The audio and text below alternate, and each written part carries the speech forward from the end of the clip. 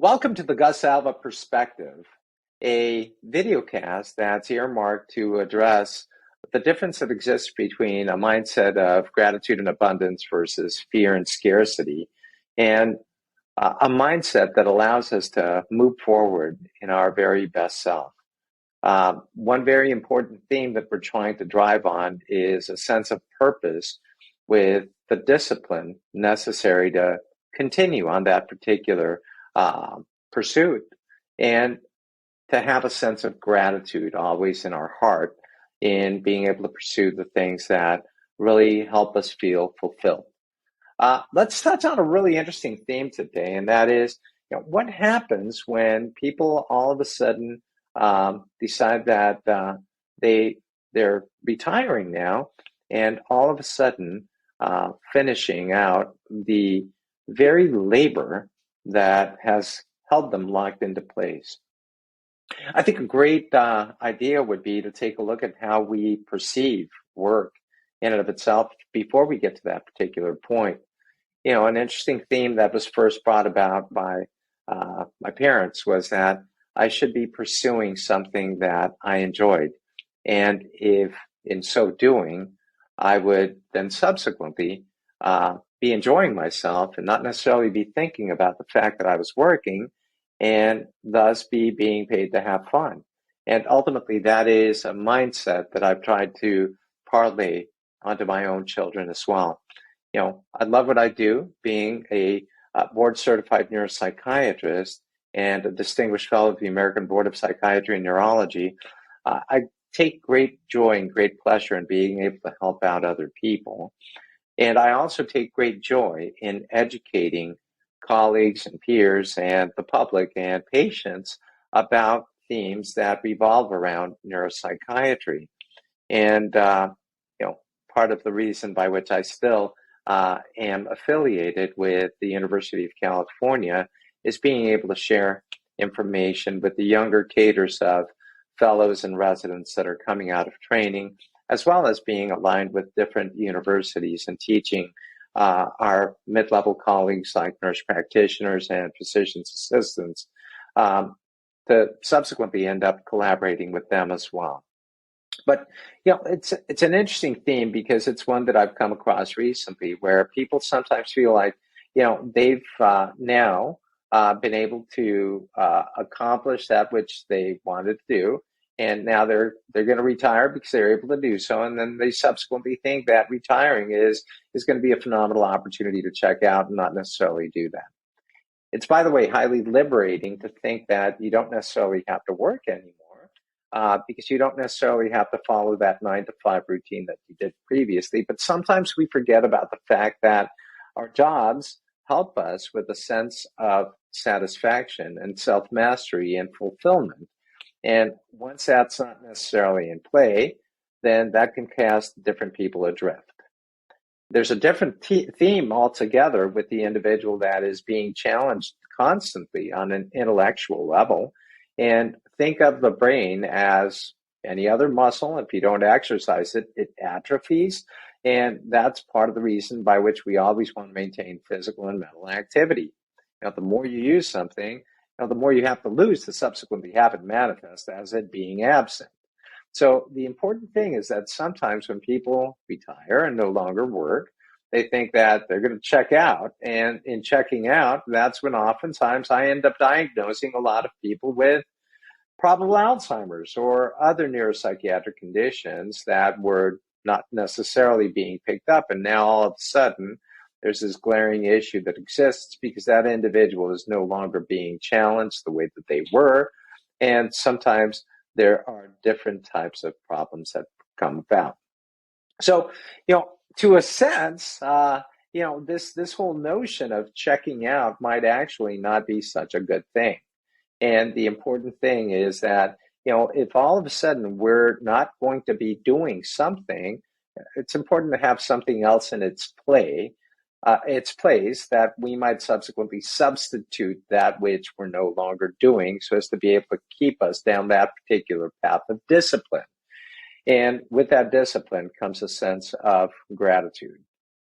Now, the interesting thing also is that, when we take a look at, how people sometimes replace things, uh, you know, occupational roles or job related issues sometimes keep people from being able to do certain things. Like, for example, I'm too busy to socialize or to be involved in this particular club or whatever. And no longer having that excuse, we see that sometimes people still do not necessarily engage. And that becomes an important thing because, it's critical for us to be aware of the fact that, you know, sometimes excuses are just that. And the excuse is, I'm not doing this because I just don't have the time to be able to do it. And now, when presented with that opportunity, they still don't. And that speaks towards something else altogether. The big theme, though, that I've come across repeatedly recently has been that whole situation of people that all of a sudden decide, well, I no longer need to check in that clock, that 9 to 5 kind of thing, and so now I'm just not going to be doing anything. And rather than pursuing an additional hobby, like say, something that you would have aspired to do previously but never had the time to be able to do it. Now you can actually start doing that. People sometimes just kind of, fade back into the background and all of a sudden stagnate. And through that stagnation, there's a sense of disillusionment over not necessarily, coming across that magical outcome that they thought would occur. The same thing, though, might pop out with the individual that, again, is no longer managed by the time frames that they previously had and maintained their discipline based on external factors like their job, their occupational role. And now that all of a sudden those guardrails are off, now they feel like they're rudderless and they're adrift and they're not necessarily content anymore.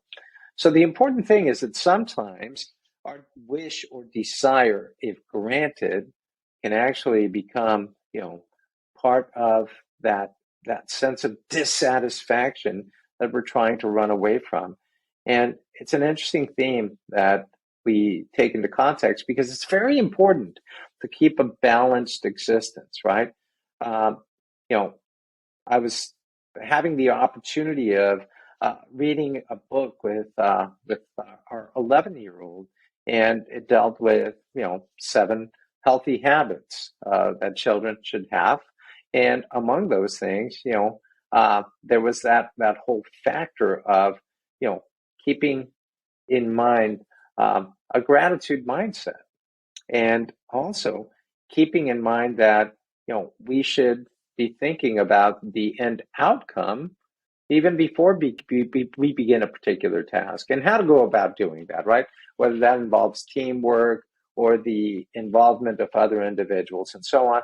And so that's really an interesting theme because, if the individual is all of a sudden checking out of that occupational role, but now they're not necessarily filling that time in with additional activities, whether it be some organization or a particular endeavor that is going to utilize either some uh, different mental mindset that they didn't necessarily have before.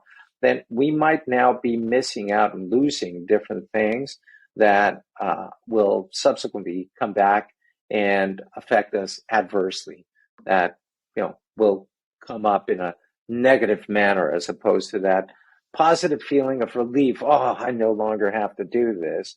Well, to a degree, maybe that artificial discipline that was being created previously that we might not necessarily want to do for ourselves, it being gone can sometimes create problems for us. So it's critical to note, once we rub that magic lamp and we let that genie out of that bottle, we should probably have a solid game plan in mind. Just like when we initiate in life, part of our pursuit, our studies, if we're granted that opportunity of having a higher educational backdrop, or even the occupational situation, pursuing those things that interest us, right? And keeping those things in focus in mind are very, very helpful. But, we oftentimes lose sight of the fact that when we display certain things that bring a certain set of structure to our lives, if that goes by the wayside, that can subsequently create problems for us as well. And being a balanced individual, whether that would be, again, pursuing different types of hobbies or intellectual pursuits, spirituality, physical endeavors, a fine tuning of ourselves is something that we should always be striving for through life, not just as children, and certainly not as adolescents or young adults, but certainly throughout our entire lives. The whole notion of moving beyond the expected requisite, but seeking out personal excellence are the very themes that help us become our better self. And whether that's enriched through literature or other things, it's very important that we not lose sight of the fact that we need to preserve that sense of discipline, even when we're afforded opportunities in life where now a greater degree of leisure time is going to come about. So I guess the main theme that I'm trying to drive here is that sometimes people work in a very methodical manner, diligently striving to get to an endpoint. And then once they reach that particular endpoint, they feel like, okay, great, now I can liberate myself from this yoke that previously was wrapped around my neck, only to find a sense of dissatisfaction over not necessarily having thought through that which they wanted to pursue further, or that which will make them a richer individual for the rest of their days. So again, some musings along the lines of the fact that sometimes our wishes or desires might subsequently come to fruition and become the very sources of dissatisfaction that evoke additional problems for us. And thus, the reason for maintaining our mindset of gratitude and abundance rather than fear and failure setting into our lives. Thank you for spending some time with us throughout this video cast. I appreciate it, and I look forward to seeing you again soon.